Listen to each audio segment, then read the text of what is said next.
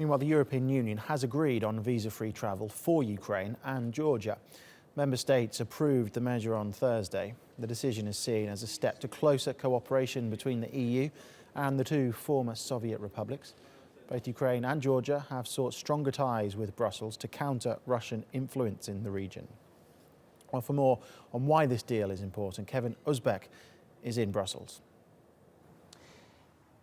After some late-night talks, EU lawmakers have agreed on this emergency mechanism that now opens the way for visa liberalization for people traveling to Europe from Ukraine and Georgia. Now, the reason the EU wants to make sure this mechanism is in place before people from Ukraine and Georgia can travel freely to Europe is because there were some fears among some EU member states that granting these two countries visa-free travel would lead to a huge increase in the number of people coming to Europe to look for work. But under this emergency mechanism, the EU can temporarily halt visa-free travel programs if they see a huge influx of people coming looking for work and violating the rules in place here. Now, also, what's happening here in Brussels is a report is due pretty soon today on the progress of Turkey's visa liberalization process. Ankara has also been pushing for visa-free travel in Europe for its citizens.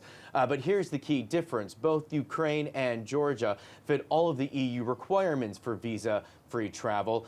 Turkey does not. Brussels says it is not willing to grant visa-free travel for Turks until Turkey narrows its definition of terrorism. Brussels says that definition right now is way too broad and allows Ankara to crack down on both journalists and political opponents.